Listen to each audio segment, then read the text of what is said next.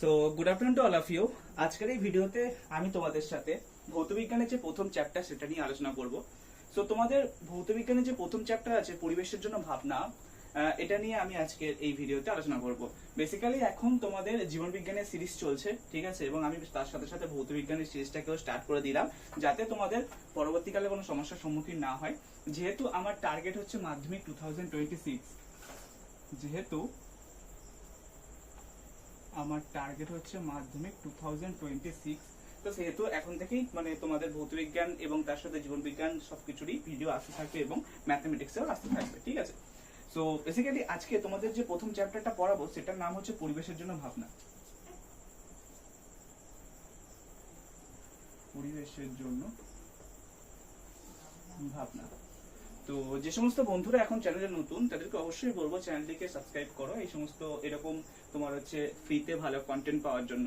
কেননা এখন বর্তমানে তোমাদের মানে পরীক্ষা খুব আর বেশি বাকি নেই, ঠিক আছে। সো কাজেই তোমাদেরকে বলবো ভালো করে পড়াশোনা করো এবং আমি যেমন ভাবে তোমাদেরকে পড়াচ্ছি ঠিক তেমন ভাবে তোমরা পড়াশোনা করতে থাকো। তো পরিবেশের জন্য ভাবনা যখন আমরা পড়বো তখন আমাদের প্রথমেই ভাবতে হবে যে পরিবেশ কি এবং তার জন্য আমরা কেন ভাববো। বর্তমান সময় এখন মানে বিশেষ করে এই টাইমটাতে পরিবেশের জন্য ভাবনা এই জিনিসটা আসছে কারণ বিশ্ব উষ্ণায়ন বা গ্লোবাল ওয়ার্মিং দিনকে দিন বেড়েই চলেছে। বিশ্ব উষ্ণায়ন আমাদের এখন আমরা গাড়ি ঘোড়া অতিরিক্ত পরিমাণে ইউজ করছি, যেটার কারণে কি হচ্ছে পরিবেশের উপরে খুব বাজে প্রভাব পড়ছে। পরিবেশ মানে কি আমাদের চারপাশে যে সমস্ত রয়েছে সেগুলোকে আমরা বলি একত্রে বলা হয় পরিবেশ, এবং এই পরিবেশের উপরে এই সমস্ত এই প্রভাব খুবই একটা ক্ষতিকর প্রভাব ক্রিয়েট করছে। এই সমস্ত পদার্থ যে সমস্ত গাড়ি ঘোড়া যানবাহন এগুলোর ধোঁয়া, তারপরে তোমার হচ্ছে যে কার্বন ডাই অক্সাইড, এই সমস্ত পদার্থ পরিবেশে বিভিন্ন মানে খুব ক্ষতিকর প্রভাব ফেলছে, যেটার জন্য প্রথম চ্যাপ্টার পরিবেশের জন্য ভাবনা। ভৌত বিজ্ঞানে যখন তোমরা পড়বে প্রথম পরিবেশ দিয়ে স্টার্ট করতে হয়।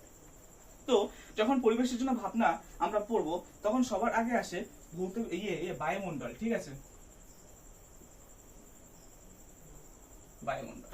তো এবারে বায়ুমণ্ডল, বেসিক্যালি বায়ুমণ্ডল আমরা কেন পড়বো? দেখো যখন আমরা কোনো পরিবেশ নিয়ে আলোচনা করছি তখন পরিবেশের হচ্ছে আমরা একটা বায়ুমণ্ডলের মধ্যে রয়েছে, ঠিক আছে। মানে বায়ু কিন্তু মানে পুরো মন্ডল আকারে, মানে যেমন হচ্ছে তোমার জলের মধ্যে মাছেরা থাকে তেমন সাধারণ মানুষ অক্সিজেন ছাড়া বাঁচতে পারে না, এবং এই অক্সিজেন আসে গাছপালা থেকে সালোকসংশ্লেষ প্রক্রিয়ার মাধ্যমে হচ্ছে গাছপালা খাদ্য তৈরি করে এবং সেখান থেকে অক্সিজেন উৎপন্ন হয় এবং সেই অক্সিজেন কি হয় আমাদেরকে আমরা গ্রহণ করে হচ্ছে আমরা বেঁচে থাকি। সো কাজেই পৃথিবীতেও একটা পুরো বায়ুর মতো একটা চাদরের আস্তরণ থাকে যেটাকে বলা হয় বায়ুমণ্ডল, ঠিক আছে। তো এবারে এই বায়ুমণ্ডল কি কি উপাদান নিয়ে গঠিত হয়, ঠিক আছে। দেখো সাধারণত তোমার হচ্ছে বায়ুমণ্ডলে হচ্ছে তোমার বিস্তার কত, ভূপৃষ্ঠ থেকে 750 কিলোমিটার, ভূপৃষ্ঠ থেকে 750 কিলোমিটার পর্যন্ত, ঠিক আছে। তো এবারে বায়ুমণ্ডলের গঠনগত উপাদানগুলো কি কি? বায়ুমণ্ডলে বেসিক্যালি গঠনগত উপাদানগুলো কি কি? দেখো বায়ুমণ্ডল বেসিক্যালি গ্যাসীয় উপাদান নিয়ে গঠিত হয়, যেমন nitrogen, oxygen, carbon die oxide, নিষ্ক্রিয় গ্যাস, জলীয় বাষ্প, ধূলিকণা, এগুলো ইত্যাদি সবকিছু নিয়ে বায়ুমণ্ডল গঠিত হয়। তবে বায়ুতে মেইনলি যেটা থাকে সেটা থাকে হচ্ছে নাইট্রোজেন, অক্সিজেন এবং হচ্ছে তোমার কার্বন ডাই অক্সাইড। নাইট্রোজেন থাকে 78%, অক্সিজেন থাকে 21%, বাকিটা থাকে কার্বন ডাই অক্সাইড এবং অন্যান্য আদার্স কণা যেগুলো থাকে, অন্যান্য আদার্স গ্যাসীয় পদার্থ। সো বায়ুমণ্ডলের উপাদানগুলো কি কি?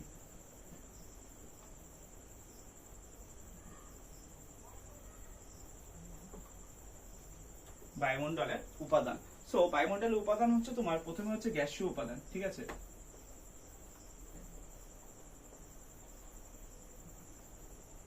গ্যাসীয় উপাদান। তো গ্যাসীয় উপাদানের মধ্যে কি কি আছে? গ্যাসীয় উপাদানের মধ্যে আছে নাইট্রোজেন, নাইট্রোজেন কত 78% থাকে। তারপরে হচ্ছে অক্সিজেন, অক্সিজেন বায়ুমণ্ডলে কত থাকে 21%। আর আদার্স কত থাকে? আদার্স হচ্ছে বাকি এটা 100% থেকে তুমি হচ্ছে 78% আর 21% কত হয়? 8 একে 9, 99%, আর বাকি 1% হচ্ছে তোমার আদার্স, ঠিক আছে। বাকি 1% হচ্ছে আদার্স, ঠিক আছে। বাকি 1% হচ্ছে আদার্স। এবারে হচ্ছে তোমার বায়ুমণ্ডলের এটা গেল, ঠিক আছে। আর এই আদার্স যেগুলো হচ্ছে সেগুলোর মধ্যে জলীয় বাষ্প, ধূলিকণা, nitrous oxide, carbon monoxide, carbon dioxide এগুলো থাকে। তো এটা গেল বায়ুমণ্ডলের উপাদান। এবারে বায়ুমণ্ডলের উপাদান আমরা পড়লাম, বায়ুমণ্ডল কি বললাম, বায়ুমণ্ডল কেন মানে বায়ুমণ্ডলের বিস্তার পড়লাম সবকিছু পড়লাম। এবারে আমরা আসছি বায়ুমণ্ডলের স্তর বিন্যাস। বায়ুমণ্ডলের স্তরবিন্যাস। সো বেসিক্যালি বায়ুমণ্ডলের যখন আমরা স্তরবিন্যাস পড়বো, রাসায়নিক গঠন অনুসারে বায়ুমণ্ডলকে কিন্তু দুটো ভাগে ভাগ করা হয়। বায়ুমণ্ডলের স্তরবিন্যাস পড়তে গেলে আমরা প্রথমে হচ্ছে একবার প্রথমটা পড়বো রাসায়নিক গঠন অনুসারে। দেখো বায়ুমণ্ডলের স্তরবিন্যাস দুভাবে করা যায়। একটা হচ্ছে বায়ুমণ্ডলের যে স্তরবিন্যাস সেটাকে আমরা দুভাবে করতে পারি। একটা হচ্ছে রাসায়নিক গঠন অনুসারে, আর আরেকটা হচ্ছে উষ্ণতার তারতম্য অনুসারে। সো বায়ুমণ্ডলের স্তরবিন্যাসকে আমরা দুটো ভাগে, মানে বেসিক্যালি বায়ুমণ্ডলকে আমরা দুটো ভাগে ভাগ করতে পারি, ঠিক আছে। একটা হচ্ছে তোমার রাসায়নিক গঠন অনুসারে, আর একটা হচ্ছে বায়ুমণ্ডল স্তরটাকে দুটো ভাগে বিন্যাস করা যায়। একটা হচ্ছে রাসায়নিক গঠন অনুসারে, একটা হচ্ছে উষ্ণতার তারতম্য অনুসারে। এবারে যখন রাসায়নিক গঠন অনুসারে ভাগ করছি তখন সেটাকে দুটো ভাগে ভাগ করা যায়। একটা হচ্ছে হোমোস্ফিয়ার, আর আরেকটা হচ্ছে হেটেরোস্ফিয়ার।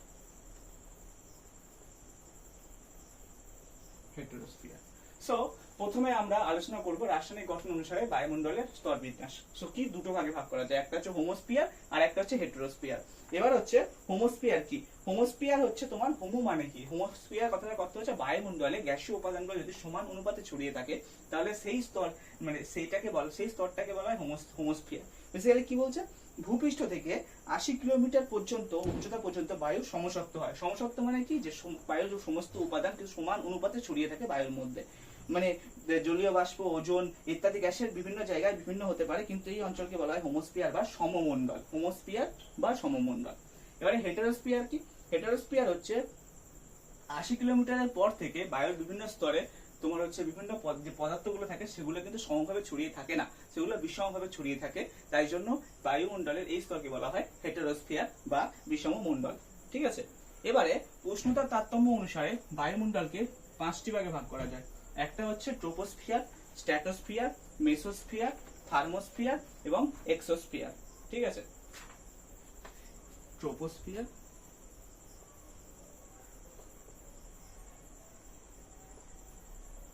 তারপরে হচ্ছে স্ট্র্যাটোস্ফিয়ার,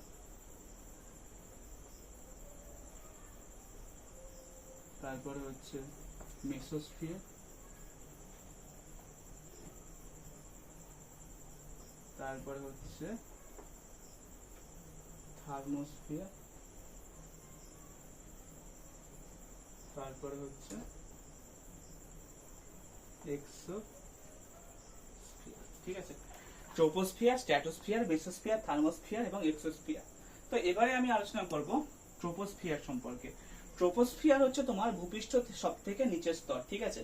বেসিক্যালি এখানে তাপমাত্রা হচ্ছে 6.5 ডিগ্রি সেন্টিগ্রেড পর্যন্ত হ্রাস পায় উষ্ণতা বৃদ্ধির সাথে সাথে, মানে উচ্চতা বৃদ্ধির সাথে সাথে, এবং এটা হচ্ছে ভূপৃষ্ঠের থেকে 17 কিলোমিটার পর্যন্ত বিস্তৃত হয়। ট্রোপোস্ফিয়ার হচ্ছে তোমার ভূপৃষ্ঠ থেকে 17 কিলোমিটার পর্যন্ত বিস্তৃত হয় এবং এখানে হচ্ছে উচ্চতা বৃদ্ধির সাথে সাথে উষ্ণতা হচ্ছে 6.5 ডিগ্রি সেন্টিগ্রেড করে হ্রাস পায়, ঠিক আছে।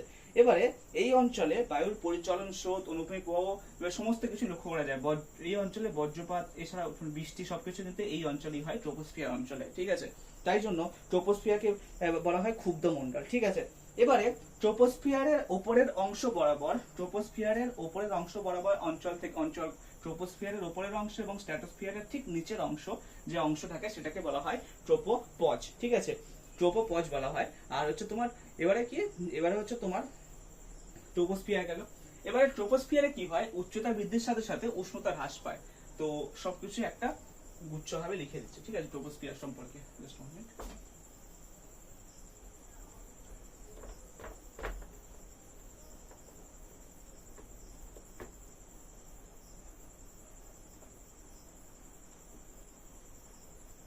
ট্রোপোস্ফিয়ারের বিস্তৃতি কত, ভূপৃষ্ঠ থেকে 17 কিলোমিটার, ভূপৃষ্ঠ থেকে 17 কিলোমিটার।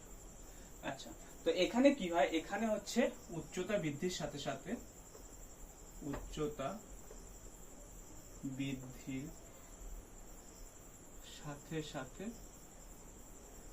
উষ্ণতা হ্রাস পায়, ঠিক আছে। কত করে, প্রতি 1 ডিগ্রি উচ্চতা বৃদ্ধির সাথে উষ্ণতা 6.5 ডিগ্রি সেন্টিগ্রেড করে হ্রাস পায়, ঠিক আছে। আচ্ছা, তারপরে হচ্ছে এই অঞ্চলকে ক্ষুব্ধমণ্ডল বলা হয়। এই অঞ্চলকে ক্ষুব্ধমণ্ডল বলা হয়। কেন বলা হয়? কারণ ট্রোপোস্ফিয়ারে হচ্ছে সমস্ত কিছু হয়, পরিবহন স্রোত, পরিচলন স্রোত, ঝড় বৃষ্টি সমস্ত কিছু হয় বলে এই অঞ্চলকে বলা হয় ক্ষুব্ধমণ্ডল। এবারে ট্রোপোস্ফিয়ারের উপরের অংশকে ট্রোপোস্ফিয়ারের উপরের অংশকে ট্রোপোপজ বলে। ঠিক আছে, ট্রোপোস্ফিয়ারের উপরের অংশকে ট্রোপোপজ বলে। ঠিক আছে, এটা গেল। ঠিক আছে, এটা গেল ট্রোপোস্ফিয়ার সম্পর্কে। এবারে আসবো স্ট্র্যাটোস্ফিয়ার সম্পর্কে। ঠিক আছে, ট্রোপোস্ফিয়ার হলো, এবার আসবো স্ট্র্যাটোস্ফিয়ার সম্পর্কে।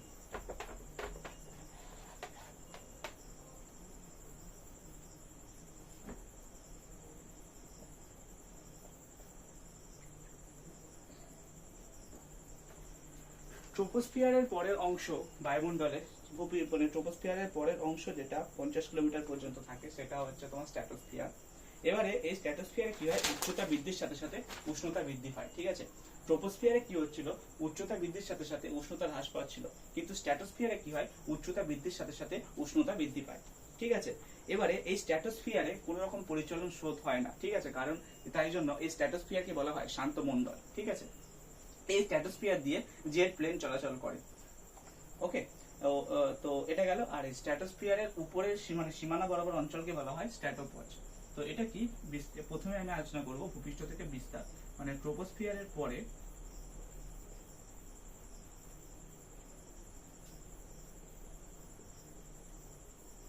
17 কিমি থেকে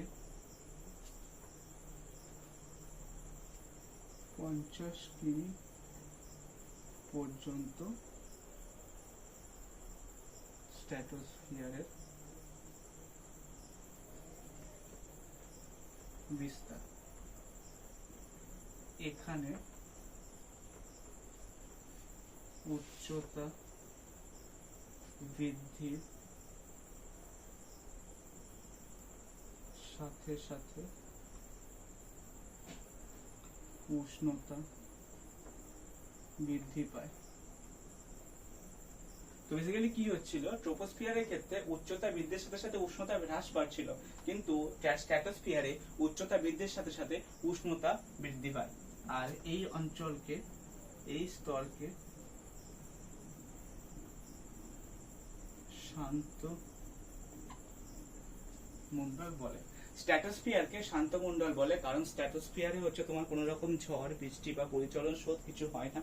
ঠিক আছে, তাই জন্য স্ট্র্যাটোস্ফিয়ারকে বলা হয় শান্ত মণ্ডল। ঠিক আছে, এবারে তোমার হচ্ছে স্ট্র্যাটোস্ফিয়ার এটা হলো, আর এই স্ট্র্যাটোস্ফিয়ার দিয়ে এই স্তর দিয়ে জেট প্লেন চলাচল করে। এই স্তর দিয়ে জেট প্লেন চলাচল। ঠিক আছে, এটা গেল ট্রোপোস্ফিয়ার আর স্ট্র্যাটোস্ফিয়ার সম্পর্কে। এবারে আসবো মেসোস্ফিয়ার। মেসোস্ফিয়ার কি, স্ট্র্যাটোস্ফিয়ারের উপরের অঞ্চলকে বলা হয়, যেখানে স্ট্র্যাটোস্ফিয়ারের উপরের অঞ্চল 50 থেকে 80 কিলোমিটার পর্যন্ত বিস্তৃত অঞ্চলকে বলা হয় মেসোস্ফিয়ার। এবং এই অঞ্চলে কি হয়, উচ্চতা বৃদ্ধির সাথে সাথে উষ্ণতা হ্রাস পায়। ঠিক আছে, এবং এই অঞ্চলে উচ্চতা বৃদ্ধির সাথে উষ্ণতা হ্রাস পেয়ে -95 ডিগ্রি সেন্টিগ্রেড টেম্পারেচার পর্যন্ত -5 ডিগ্রি সেন্টিগ্রেড টেম্পারেচার পর্যন্ত চলে যায়। এবং এই অঞ্চল, এটা হচ্ছে বায়ুমণ্ডলের সব থেকে শীতলতম অঞ্চল। ঠিক আছে, মানে বায়ুমণ্ডলে, এই অঞ্চলে বায়ুমণ্ডলের উষ্ণতা সর্বনিম্ন হয়। ঠিক আছে, আর এই স্তরের উপরের নামকে বলা হয় মেসোপজ। ঠিক আছে, আর এখানে কি হয়, স্ট্র্যাটোস্ফিয়ারের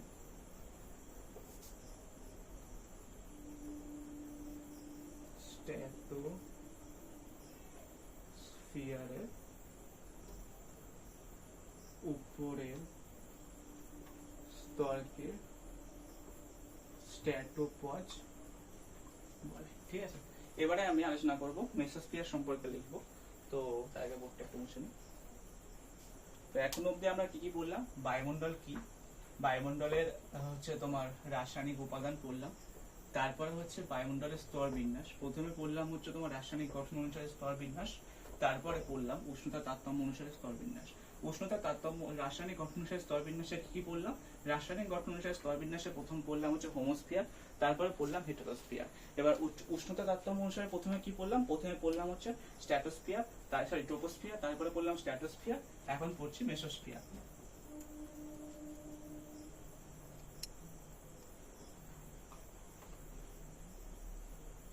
মেসোস্ফিয়ারের বিস্তৃতি কতটা? স্ট্র্যাটোস্ফিয়ারের পর থেকে 50 থেকে 80 কিমি পর্যন্ত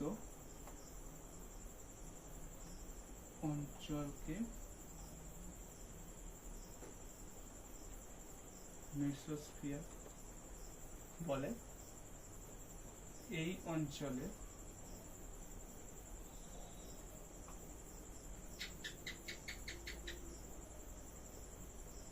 উচ্চতা বৃদ্ধির সাথে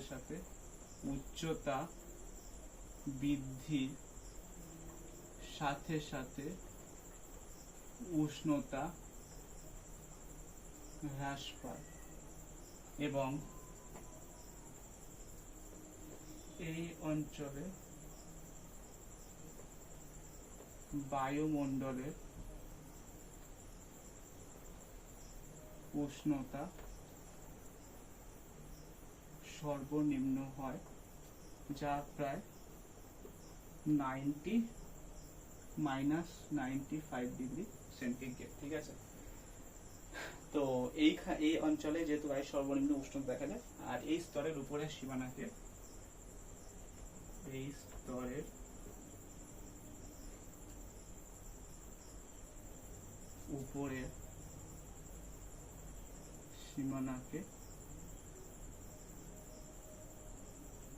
মেসোপজ বলে। ঠিক আছে, এটা গেল মেসোস্ফিয়ার সম্পর্কে। এবারে মেসোস্ফিয়ারের পরে যে স্তর সেটা হচ্ছে থার্মোস্ফিয়ার।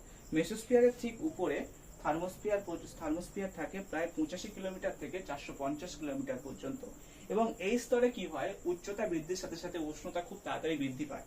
ঠিক আছে, এবং উষ্ণতা বৃদ্ধি পেয়ে প্রায় 1200 ডিগ্রি সেন্টিগ্রেড পর্যন্ত পৌঁছায়। তো আর এই স্তরের উপরের অঞ্চলকে বলা হয় থার্মোপজ। ঠিক আছে, বেসিক্যালি ওটা কেউ ইউজ করে না, বাট স্টিল আমি বলে রাখছি তোমাদের। তো এটা গেল মেসোস্ফিয়ার। এবার আমি আসছি থার্মোস্ফিয়ার সম্পর্কে। ঠিক আছে, থার্মোস্ফিয়ার বেসিক্যালি মেসোস্ফিয়ারের পর থেকে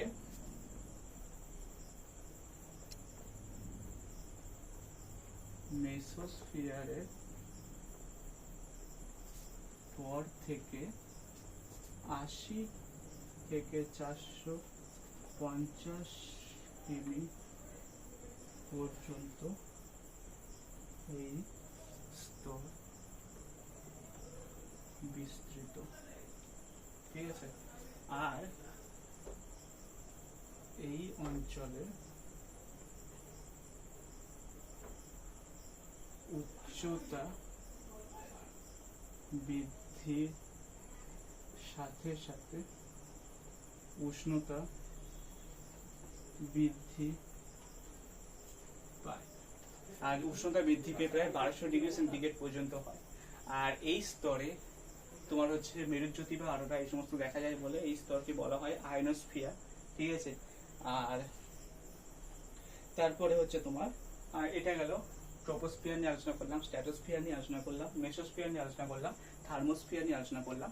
এবারে আলোচনা করব এক্সোস্ফিয়ার নিয়ে। ঠিক আছে,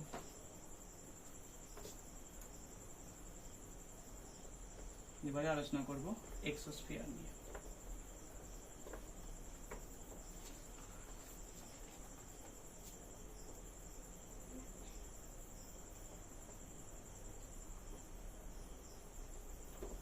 থার্মোস্ফিয়ারের পর থেকে তোমার হচ্ছে 500 থেকে 600 কিলোমিটার পর্যন্ত যে স্তর সেটা হচ্ছে এক্সোস্ফিয়ার, এবং এই স্তরে কি হয়? উচ্চতা বৃদ্ধির সাথে সাথে উষ্ণতা খুব তাড়াতাড়ি বৃদ্ধি পায়। ঠিক আছে, এবং এইগুলোই হচ্ছে এক্সোস্ফিয়ারের বৈশিষ্ট্য। এবারে তোমার হচ্ছে এটা গেল এক্সোস্ফিয়ার। এবারে তোমার হচ্ছে যে মানে ট্রোপোস্ফিয়ার আমরা পড়লাম, ট্রোপোস্ফিয়ারের পরে তোমার থাকে হচ্ছে স্ট্র্যাটোস্ফিয়ার। ঠিক আছে, তো স্ট্র্যাটোস্ফিয়ারে কি হয়? ওজোন স্তর বা হচ্ছে ওজোন লেয়ার থাকে, ঠিক আছে। স্ট্র্যাটোস্ফিয়ারের উপরিতলে 40 থেকে 45 কিলোমিটার, মানে যেখানে স্ট্র্যাটোপজ অঞ্চল সেই অঞ্চলে ওজোন স্তরের ঘনত্ব খুব বেশি হয়, ঠিক আছে। তো সেখানে হচ্ছে ওজোন স্তরের ঘনত্ব বৃদ্ধি পেয়ে একটা ওজোন লেয়ার ক্রিয়েট করে, সেই ওজোন লেয়ারটাকে বলা হয় ওজোন স্তর বা ওজোন লেয়ার, ঠিক আছে। যেটা হচ্ছে তোমার স্ট্র্যাটোস্ফিয়ারের উপরিস্তর, মানে স্ট্র্যাটোস্ফিয়ারের মধ্যে, ঠিক আছে, যে স্তর, একটা ওজোন লেয়ারের স্তর দেখা যায় সেটাকে বলা হয় ওজোন স্তর বা ওজোন লেয়ার। আর ওজোন স্তরের ঘনত্ব প্রকাশ করা হয় ডপসন ইউনিটে। আচ্ছা, তারপরে আরেকটা হচ্ছে আয়নোস্ফিয়ার। থার্মোস্ফিয়ারের মানে বেসিক্যালি হচ্ছে তোমার মেসোস্ফিয়ারের উপরের অংশ থেকে থার্মোস্ফিয়ারের মধ্যে কি হয়, বেতার তরঙ্গ প্রতিফলিত হয়। বেসিক্যালি থার্মোস্ফিয়ারে কি হয়, বেতার তরঙ্গ, যেটা মানে হচ্ছে স্যাটেলাইট রে বা সেগুলো স্যাটেলাইট রে যেগুলো বা বেতার তরঙ্গ, সেটা প্রতিফলিত হয়, ঠিক আছে। তাই এবং বেতার যোগাযোগ সাহায্য করে, এবং এই স্তরে কি হয়, মেরুজ্যোতি বা অরোরা দেখা যায়, এবং এই স্তরে হচ্ছে হাইড্রোজেন হিলিয়াম গ্যাস আয়নিত অবস্থায় থাকে বলে এই স্তরকে বলা হয় আয়নোস্ফিয়ার, ঠিক আছে। আচ্ছা, ম্যাগনেটোস্ফিয়ার কি? ম্যাগনেটোস্ফিয়ার হচ্ছে তোমার যখন হচ্ছে এক্সোস্ফিয়ারের পরে ভূপৃষ্ঠে 1330 থেকে 64,000 কিলোমিটার পর্যন্ত বিস্তৃত স্তর, যেখানে হচ্ছে প্রোটন ইলেকট্রন হচ্ছে থাকে, এবং এই স্তরে হচ্ছে তোমার ভ্যান আয়রন বিকিরণ বলয় দেখা যায়, ঠিক আছে। যেটা হচ্ছে এক্সোস্ফিয়ারের পরের স্তর, যেটাকে বলা হয় ম্যাগনেটোস্ফিয়ার। এক্সোস্ফিয়ারের পরের স্তর হচ্ছে কি, ম্যাগনেটোস্ফিয়ার।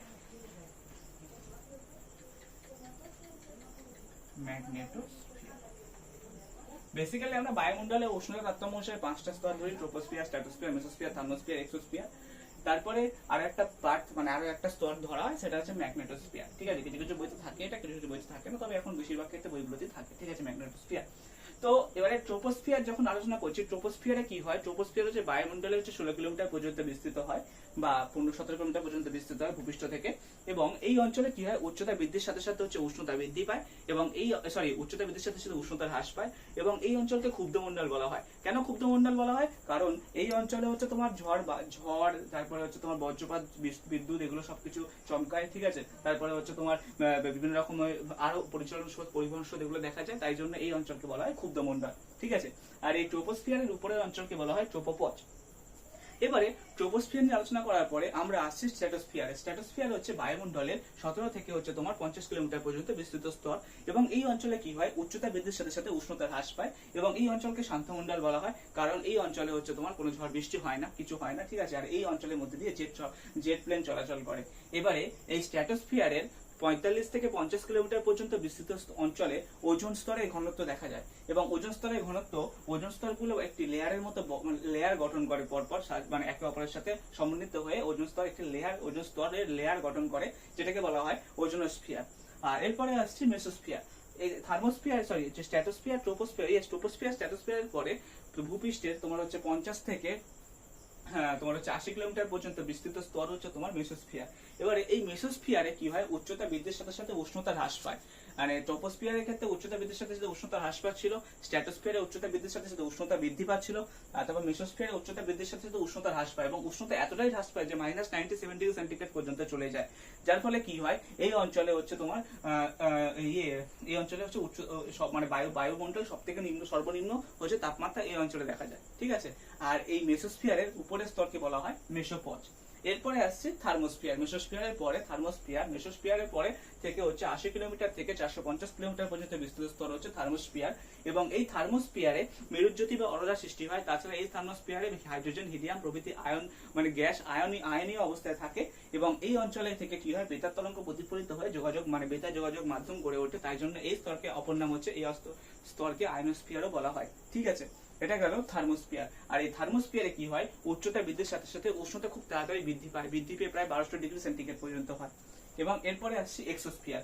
এক্সোস্ফিয়ার হচ্ছে থার্মোস্ফিয়ারের পর থেকে 450 কিলোমিটার উপর থেকে 1600 কিলোমিটার পর্যন্ত বিস্তৃত স্তর হচ্ছে তোমার এক্সোস্ফিয়ারে কি হয়, উচ্চতা বৃদ্ধির সাথে সাথে উষ্ণতা খুব বৃদ্ধি পায়, এবং এক্সোস্ফিয়ারের পরবর্তী স্তর কি, ম্যাগনেটোস্ফিয়ার, যেটা হচ্ছে তোমার 64,000 কিলোমিটার পর্যন্ত বিস্তৃত বায়ুমণ্ডলের স্তর, এবং এখানে উচ্চতা বৃদ্ধির সাথে সাথে উষ্ণতা খুব বৃদ্ধি পায়, ঠিক আছে। এটা গেল হচ্ছে তোমার বায়ুমণ্ডলের স্তর বিন্যাস। ওকে,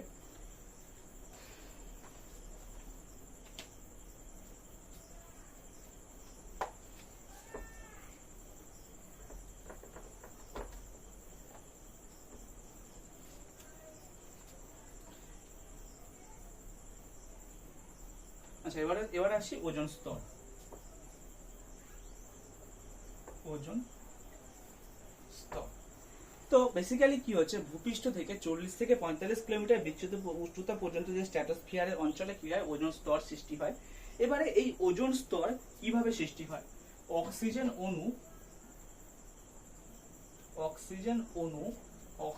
অণু প্লাস সূর্যের আল্ট্রাভায়োলেট রশ্মি ভেঙে ক্রিয়েট করে হচ্ছে তোমার দুটো অক্সিজেন পরমাণু। এবারে এই একটা অক্সিজেন অণুর সাথে আর একটা অক্সিজেন পরমাণু যুক্ত হয়ে ক্রিয়েট করে একটা ওজোন অণু। এইভাবে হচ্ছে ওজোন লেয়ার ক্রিয়েট হয়। ঠিক আছে, সূর্য থেকে আসা অতিবেগুনি রশ্মি অক্সিজেনের অণুকে ভেঙে অক্সিজেন পরমাণুতে পরিণত করে।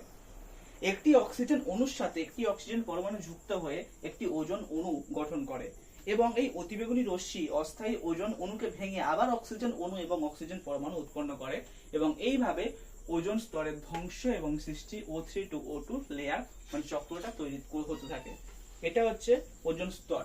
ওজোন স্তর সৃষ্টি, এটা হচ্ছে ওজোন স্তর সৃষ্টি, মানে ওজোন স্তর কিভাবে সৃষ্টি হচ্ছে। ঠিক আছে, আবার হচ্ছে এবার হচ্ছে ওজোন স্তর কিভাবে ধ্বংস হচ্ছে। ঠিক আছে, ওজোন স্তর কিভাবে ধ্বংস হচ্ছে। এই যে তোমার হচ্ছে অতিবেগুনি এই যে মানে এটা ওজোন স্তর সৃষ্টি হলো ন্যাচারাল ওয়েতে, আবার ন্যাচারাল ওয়েতে আবার ওজোন স্তর কিভাবে ধ্বংস হয়। এই যে O3 হচ্ছে তোমার O3 সূর্যের অতিবেগুনি রশ্মিতে সাহায্যে বিয়োজিত হয়ে O2 প্লাস O উৎপন্ন করে। এইটা হচ্ছে ন্যাচারাল ওয়েতে ওজোন লেয়ার ধ্বংস হচ্ছে।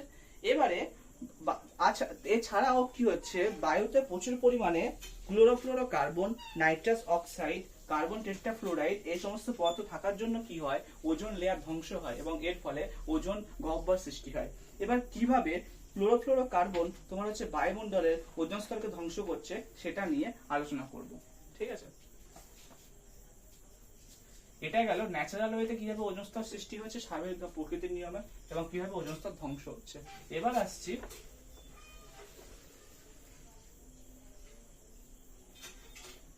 নাইট্রাস অক্সাইডের ক্লোরোফ্লোরোকার্বনের ওজোন স্তর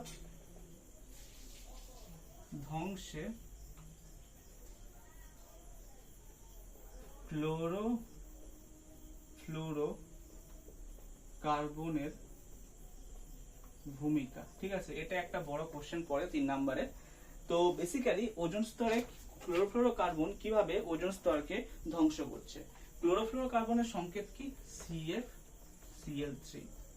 এটা কি করছে, সূর্যের আল্ট্রাভায়োলেট রশ্মি দ্বারা ভেঙে কি করছে, একটা সক্রিয় ক্লোরিন পরমাণু উৎপন্ন করছে আর CFCl2 উৎপন্ন করছে।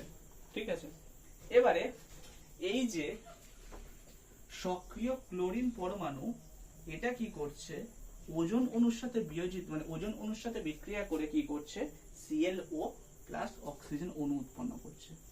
ঠিক আছে, এবারে এই যে ClO আবার আরো একটা ওজোন অণুর সাথে বিক্রিয়া করে উৎপন্ন করছে Cl সক্রিয় ক্লোরিন প্লাস 2O2। ঠিক আছে, দুই অণু অক্সিজেন উৎপন্ন করছে। এখানে কি হচ্ছে, ক্লোরিন অ্যাজ আ অনুঘটক হিসেবে কাজ করছে। CFCl3 আল্ট্রাভায়োলেট রশ্মির সাহায্যে বিয়োজিত হয়ে সক্রিয় ক্লোরিন পরমাণু উৎপন্ন করছে এবং CFCl2 উৎপন্ন করছে। এই সক্রিয় ক্লোরিন পরমাণু আবার ওজোন অণুর সাথে বিক্রিয়া করে ক্লোরিন অক্সাইড এবং অক্সিজেন অণু উৎপন্ন করছে। এই ক্লোরিন অক্সাইড আবার ওজোন অণুর সাথে বিক্রিয়া করে সক্রিয় ক্লোরিন প্লাস অক্সিজেন উৎপন্ন করছে। এইভাবে হচ্ছে তোমার ওজোন স্তর ধ্বংস করছে ক্লোরোফ্লোরোকার্বন। এবারে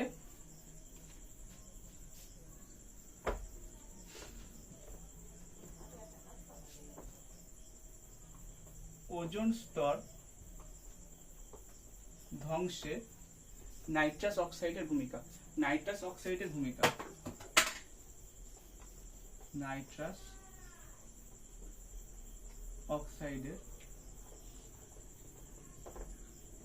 ভূমিকা তো বেসিক্যালি কি হচ্ছে, নাইট্রাস অক্সাইড NO O3 এর সাথে বিক্রিয়া করে উৎপন্ন করছে NO2 প্লাস O2। ঠিক আছে,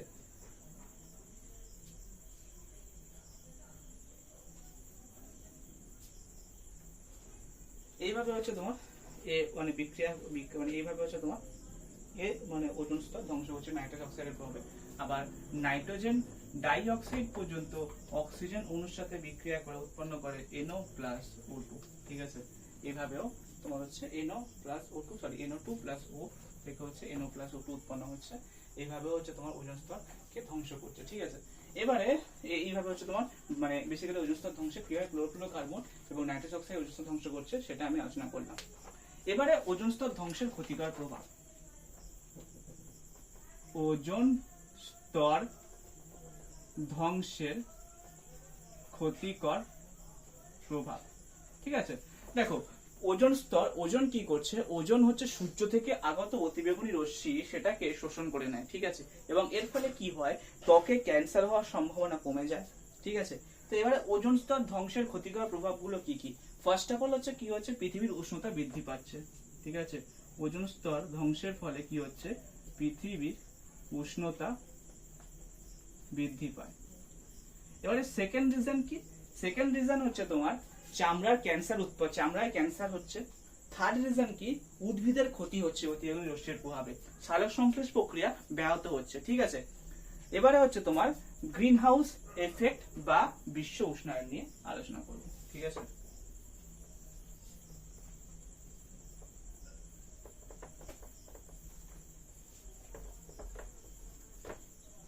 এবার আমি আলোচনা করব কি নিয়ে, গ্রিন হাউস এফেক্ট বা বিশ্ব উষ্ণায়ন। গ্রিন হাউস এফেক্ট বা বিশ্ব উষ্ণায়নটা কি, বেসিক্যালি তোমার হচ্ছে সূর্য মানে সূর্য থেকে যে, দেখো সূর্য থেকে কি হয়, খুব স্বল্প তরঙ্গ দৈর্ঘ্যযুক্ত তাপীয় বিকিরণ গ্রিন হাউসের কাঁচ ভেদ করে ঢুকে যাবে। বেসিক্যালি একটা গ্রিন হাউস মানে বেসিক্যালি কি হয়, মানে কম তরঙ্গ দৈর্ঘ্যযুক্ত আলো একটা কাঁচের ঘরের মধ্যে খুব ইজিলি ঢুকে যায়, এবং তারপরে কি হয়, সেই কম তরঙ্গযুক্ত আলো যখন বিকিরিত হতে যায় তখন তার তরঙ্গ দৈর্ঘ্য খুব বেশি হয় এবং সে ইজিলি বিকিরিত হতে পারে না। তার ফলে কি হয়, বায়ু মানে উষ্ণতাটা কি হয়, আর কাঁচের ঘর ভেদ করে বাইরে যেতে পারে না। এর ফলে কি হয়, বায়ুর ঘরের উষ্ণতা মানে কাঁচের ঘরের উষ্ণতা কি হয়, ধীরে ধীরে বৃদ্ধি পায়। এই ঘটনাটাকে বলা হচ্ছে গ্রিন হাউস এফেক্ট বা বিশ্ব উষ্ণায়ন। এটা কি হয়, মেরু প্রধান দেশে করা হয়। এবারে এটা এবার ন্যাচারাল ওয়েতে কিভাবে বিশ্ব উষ্ণায়ন হচ্ছে, বায়ুমণ্ডলে carbon die oxide, nitrogen die oxide এই সমস্ত গ্যাসীয় উপাদানগুলোর জন্য কি হয়, তোমার হচ্ছে সূর্য থেকে আগত ক্ষতিকর অতিবেগুনি মানে সূর্য থেকে আগত রশ্মি কম তরঙ্গদৈর্ঘ্যযুক্ত রশ্মি ভূপৃষ্ঠে পতিত হয় না, আপাতিত হওয়ার পরে আর বেশি তরঙ্গদৈর্ঘ্যযুক্ত রশ্মিতে পরিণত হয়ে বিকিরিত হওয়ার চেষ্টা করে, কিন্তু বিকিরিত হতে পারে না। কি হয়, এই সমস্ত বায়ুমণ্ডলে যে গ্যাসীয় কণাগুলো রয়েছে carbon die oxide, nitrogen die oxide এগুলো দ্বারা বেশি তরঙ্গদৈর্ঘ্যযুক্ত রশ্মি শোষিত হয়ে যায়, এবং এর ফলে কি হয়, যে পরিমাণ মানে তোমার হচ্ছে মানে তাপ পৃথিবী পৃষ্ঠে আসছে ততটা পরিমাণ তাপ বিকিরিত হয়ে আর পৃথিবী পৃষ্ঠ থেকে ফিরে যেতে পারে না, যার ফলে কি হয়, পৃথিবীর উষ্ণতা ধীরে ধীরে বৃদ্ধি পাচ্ছে, এবং এই ঘটনাটাকে পৃথিবীর ধীরে ধীরে উষ্ণতা বৃদ্ধি পাওয়ার ঘটনাটাকে বলা হয় গ্রিন হাউস এফেক্ট বা বিশ্ব উষ্ণায়ন, ঠিক আছে। এবারে এই বিশ্ব উষ্ণায়নের পরে, এই বিশ্ব উষ্ণায়নের ফলে তোমার হচ্ছে ক্ষতিকর প্রভাবগুলো কি কি হচ্ছে, বিশ্ব উষ্ণায়নের ক্ষতিকর প্রভাব। বিশ্ব উষ্ণায়নের ক্ষতিকর প্রভাব। বিশ্ব উষ্ণায়নের ফলে কি হচ্ছে, পৃথিবীর তাপমাত্রা ধীরে ধীরে বৃদ্ধি পাচ্ছে, তারপরে আবহাওয়ার পরিবর্তন ঘটছে, মেরু অঞ্চলে প্রচুর পরিমাণে বরফ ঘটছে এবং বিভিন্ন রকম জীবাণুঘটিত রোগের আবির্ভাব ঘটছে, ঠিক আছে।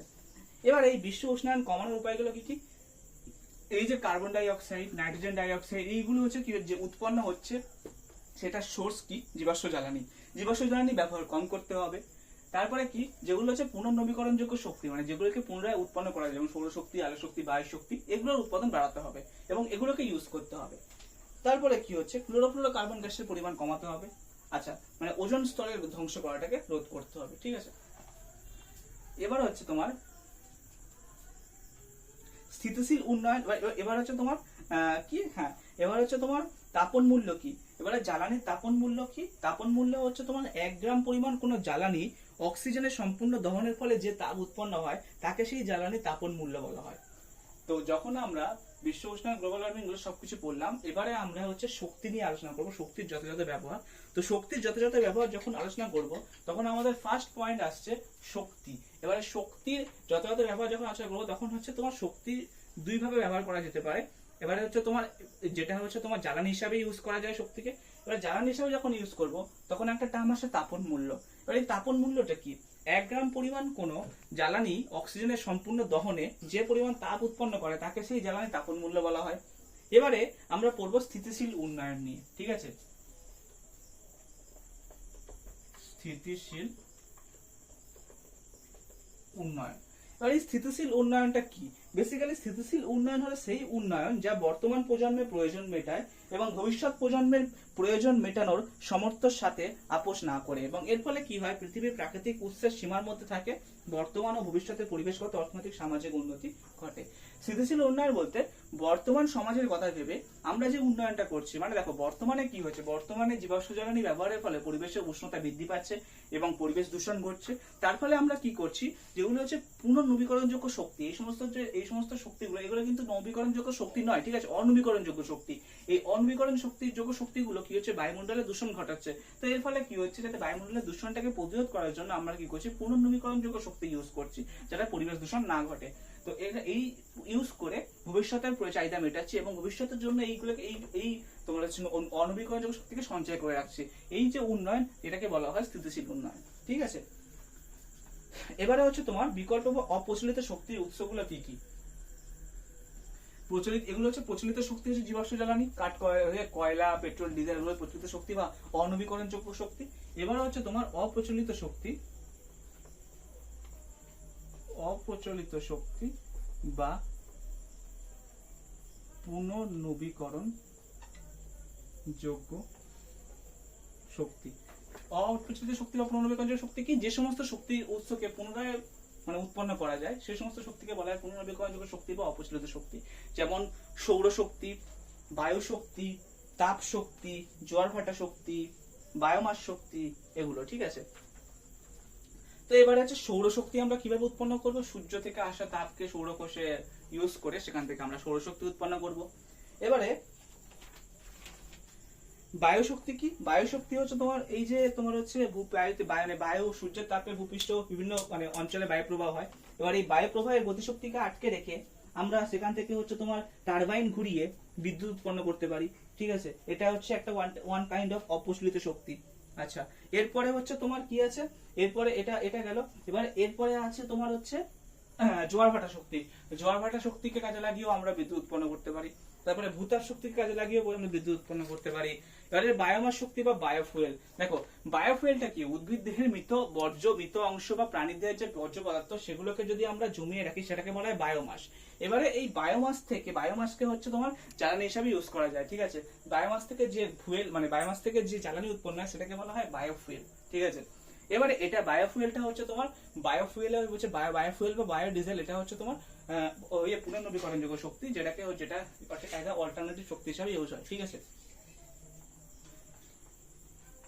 ওকে,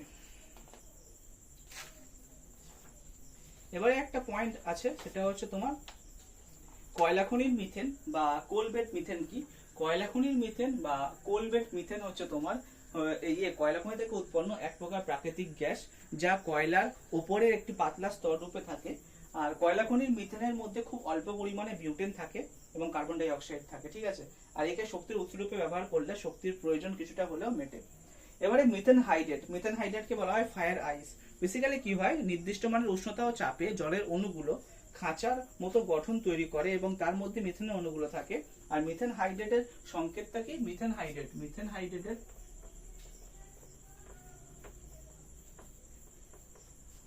হাইড্রেটের সংকেত হচ্ছে 4CH4.23H2O। এটা হচ্ছে তোমার এক প্রকার হচ্ছে তোমার জটিল যৌগ কমপ্লেক্স কম্পাউন্ড। তো এর মধ্যে হচ্ছে তোমার এর আরেক নাম হচ্ছে ফায়ার আইস। আর এই নিম্ন উষ্ণতা ও উচ্চ চাপে মিথেন হাইড্রেট পাওয়া যায়। আর পৃথিবীতে মেরু অঞ্চল এবং সমুদ্রের নিচে মিথেন হাইড্রেট পাওয়া যায়, ঠিক আছে? এটা ছিল তোমাদের ফার্স্ট চ্যাপ্টার, পরিবেশের জন্য ভাবনা। বেসিক্যালি তোমাদের একটা ইন্ট্রোডাকশন পার্ট বলতে পারো, এটা মানে ভৌত বিজ্ঞানের ফার্স্ট ইন্ট্রোডাকশন পার্ট। এখানে আমরা কি পড়লাম? এখানে আমরা প্রথমে পড়লাম বায়ুমণ্ডল কি, বায়ুমণ্ডলের গঠন, বায়ুমণ্ডলের হচ্ছে গঠনের মধ্যে পড়লাম বায়ুমণ্ডল কি কি উপাদান নিয়ে গঠিত হয়। তারপরে পড়লাম বায়ুমণ্ডলের স্তরবিন্যাস। সেখানে বায়ুমণ্ডলের স্তরবিন্যাসকে কি দেখেছিলাম, দুটো ভাগে ভাগ করা যায়। একটা হচ্ছে তোমার রাসায়নিক গঠন অনুসারে আর একটা হচ্ছে তোমার উষ্ণতা তারতম্য অনুসারে। এবার রাসায়নিক গঠন অনুসারে আমরা কি পড়লাম, রাসায়নিক গঠন অনুসারে দুটো ভাগে ভাগ করা যায়, একটা হচ্ছে হোমোস্ফিয়ার, একটা হেটারোস্ফিয়ার। হোমোস্ফিয়ার কি, যখন বায়ুমণ্ডলের উপাদান সমান অনুপাতে ছড়িয়ে থাকে তখন সেটাকে বলা হয় হোমোস্ফিয়ার, আর যখন বায়ুমণ্ডলের উপাদানগুলো বিভিন্ন রকম অনুপাতে ছড়িয়ে থাকে সেটাকে বলা হয় হেটারোস্ফিয়ার। তারপরে বললাম উষ্ণতা উচ্চতা, এবার বললাম উষ্ণতা তারতম্য অনুসারে। উষ্ণ তারতম্য অনুসারে কি বললাম, troposphere, stratosphere, mesosphere, thermosphere, exosphere. আচ্ছা, এগুলো ট্রোপোস্ফিয়ারের পুরো ব্যবহারটা পড়লাম, তারপরে স্ট্র্যাটোস্ফিয়ারে পড়লাম, তারপরে মেসোস্ফিয়ারে পড়লাম, তারপর থার্মোস্ফিয়ারে পড়লাম, তারপর এক্সোস্ফিয়ারে পড়লাম। তারপরে কি পড়লাম, তারপরে পড়লাম হচ্ছে ওজোন স্তর কি। ওজোন স্তর কি, ওজোন স্তর কিভাবে সৃষ্টি হচ্ছে, ওজোন স্তর ধ্বংস হচ্ছে কিভাবে, ওজোন স্তর ধ্বংসে নাইট্রোজেন অক্সাইডের ভূমিকা, ওজোন স্তর ধ্বংসে ক্লোরোফ্লোরোকার্বনের ভূমিকা, ওজোন স্তর কিভাবে ন্যাচারাল ওয়েতে ধ্বংস হচ্ছে সেটা পড়লাম। তারপরে পড়লাম হচ্ছে তোমার জাস্ট 1 মিনিট, তারপরে বললাম গ্রিন হাউস এফেক্ট বা বিশ্ব উষ্ণায়ন কি, গ্রিন হাউস এফেক্ট বা বিশ্ব উষ্ণায়নের ক্ষতিকর প্রভাব কি, এবং আমরা কিভাবে গ্রিন হাউস এফেক্ট বা বিশ্ব উষ্ণায়নকে মানে তোমার হচ্ছে রোধ করতে পারি। তারপরে শক্তির যথাযথ উৎস, প্রথমে বললাম তাপন মূল্য কি, তারপরে বললাম স্থিতিশীল উন্নয়ন কি, তারপরে অপচলিত শক্তি কি, অপচলিত শক্তির উৎসগুলো কি কি, এবং সেই অপচলিত শক্তির উৎসগুলো নিয়ে একটু অল্প অল্প করে বিস্তারিত আলোচনা করলাম। তারপরে বললাম হচ্ছে মিথেন হাইড্রেট আর হচ্ছে তোমার কোলভেট মিথেন। ঠিক আছে, তো বেসিক্যালি এটাই হচ্ছে তোমাদের ফার্স্ট চ্যাপ্টার, এবং এই চ্যাপ্টার থেকে একটা তোমাদের 3 মার্কসের কোশ্চেন থাকে, আর হচ্ছে তোমাদের এমসিকিউ টাইপ থাকে। টোটাল 5 মার্কস কোশ্চেন থাকে মাধ্যমিকে, 90 মার্কসের মধ্যে 5 মার্কস কোশ্চেন এই চ্যাপ্টার থেকে থাকে। তো কাজেই এই চ্যাপ্টারটা একটা খুবই ইম্পর্টেন্ট চ্যাপ্টার, এবং এই চ্যাপ্টার থেকে তোমরা ইজিলি স্কোর করতে পারবে, এবং এই চ্যাপ্টারটা খুবই সহজ চ্যাপ্টার। তো তোমরা যদি বইটাকে যদি থরলি করো এই চ্যাপ্টারে, তাহলে তোমরা খুব ইজিলি বুঝতে পারবে। আর এই ভিডিওতে আমি তোমাদেরকে ফার্স্ট চ্যাপ্টারটা নিয়ে আলোচনা করলাম, এবং এরপরে সাজেশন রিলেটেড ভিডিওতে এই চ্যাপ্টারের উপরে সম্ভাব্য যে কোশ্চেন গুলো আসবে মাধ্যমিক 2026 সেটা নিয়ে পরে কোনো একটা ভিডিওতে আলোচনা করব, এবং এরপরে যে আমাদের তোমাদের সেকেন্ড চ্যাপ্টার গ্যাসের আচরণ সেটা নিয়ে আমি আলোচনা করব। সো কাজেই যে সমস্ত বন্ধুরা চ্যানেল নতুন তারা অবশ্যই চ্যানেলটিকে সাবস্ক্রাইব করো এবং লাইক প্রদান করো ভিডিওতে, এবং অবশ্যই বেশি বেশি করে ভিডিওটা শেয়ার করো তোমাদের স্কুলের বন্ধুদের মধ্যে, এবং যারা বেসিক্যালি মাধ্যমিক 2026 মাধ্যমিক দেবে তাদের জন্য তো এটা খুবই ইম্পর্টেন্ট, বা যারা 2027 মাধ্যমিক দেবে তারাও এখন থেকে সাবস্ক্রাইব করে রাখো। তোমাদেরও ক্লাস 9 ভিডিও আমি আপলোড করতে থাকবো। তো দেখা হচ্ছে তোমাদের সাথে নেক্সট ভিডিওতে, ততক্ষণের জন্য টাটা, আর অবশ্যই করে চ্যানেলটিকে সাবস্ক্রাইব করো।